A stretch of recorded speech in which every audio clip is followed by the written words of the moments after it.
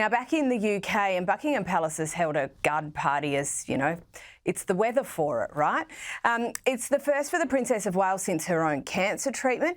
How big a deal is this, and what else was notable from this particular occasion? Well, what is notable, I think, over the last few weeks, we've seen William and Kate, especially, doing engagements together. I mean, I was in Scotland with them both at the Isle of Mull. They spent a couple of days there. You know, that was very much community focused. We had William talking about the Royal Foundation, Kate talking about her early years programme. Then they were in Scotland again this week and attending a garden party. So it's been a bit of a ramping up of a schedule for them as well. And you look at the sort of moving chess pieces of the royal family over the past few months. Certainly Kate is in remission. She's finding her way back to duties. The king is still undergoing his cancer treatment, but continuing his work at quite a feverish pace. And so, you know, does this sort of set in motion a set of plans for the rest of the year? Of course, I think it will be a steady move into the summer. Garden parties have kicked off with great success. You know, these parties are to celebrate the sort of stalwarts of the community, and William and Kate were representing the royal family as just Charles and Camilla have done last week. Still with Princess Catherine, and we know her passion for children and early childhood development. And this week she's spoken about the importance of paternity leave for new fathers. Look, her advocacy, it's obviously well thought out and very well put together, don't you think? Well, very much so. I think we've seen this period of Kate's work growing from strength to strength over the last few years. She set up the Royal Foundation for Early Development in Children. That's had huge successes, so much so that this advocacy of having greater paternity leave for fathers has been taken up by one of the world's biggest companies. Deloitte have said that they're going to give fathers 6 months paid paternity leave. I mean, this is a huge, huge stride for her campaign, and she really has made it a crusade to sort of educate the wider public in the advantages of early development in children. And that comes not only for the children, but the sort of communities they're brought up in, the educational settings as well. And it's been described to me as one of the, not only the pillars of her work, but something that she'll continue for the rest of her life and for the rest of her royal duties. So if in this early stage, I think she should be hugely congratulated for such a massive step.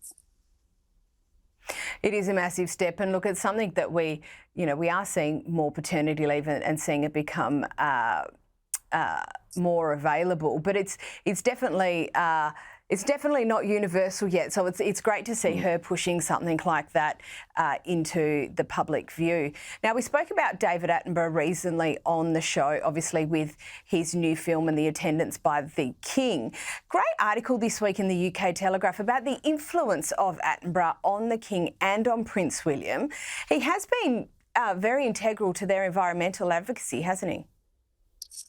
Well, he has. I mean, what a titan of the industry, absolute legend in his field and beyond. And I was at an engagement with Prince William just earlier this week in London. Prince William has released a new 6-part series on the BBC Earth YouTube channel talking about guardians, the rangers, the environmental rangers throughout the world, who he says do the most dangerous job in the world. I mean, there has been 1,400 murdered and killed in their line of duty over the past few years, and that is an astonishing figure when you think of people who are guarding the environment, their local environment, for the benefit of us all. And he said, Prince William said that he wanted to use David after Sir David as a springboard, as sort of a message of hope and an inspiration for his work as well. So I think this is something we'll see more of Prince William doing. I mean, of course, we've had his Earthshot awards over the past few years, but does he want to do a bit more presenting? He is actually in front of the camera quite a lot in this series. So if you haven't checked it out, it's available now and every week. It's called Guardians, and well worth checking out. And on to more domestic matters. I'm a dog person, so this is really important for me. We understand there's pet dog updates for both the Queen and the Walesers. Well, yeah, it's come thick and fast this week because, first of all, we had a new picture of the Queen's new dog, Moley, called as such because apparently he looks like a mole. And interestingly enough, this is another rescue from Battersea Cats and Dogs Home that the Queen has taken on. She's had a long list of rescues from Battersea, and for the Waleses, there's been a big update because their dog, their spaniel Orla, has had a set of puppies. And I think that, interestingly, I was reading this week, said the identity of the father has not been revealed as yet, but apparently the family are very, very happy with the set of puppies. I'm not sure whether the children will get to keep all of them, but maybe I'll have an update for you next week.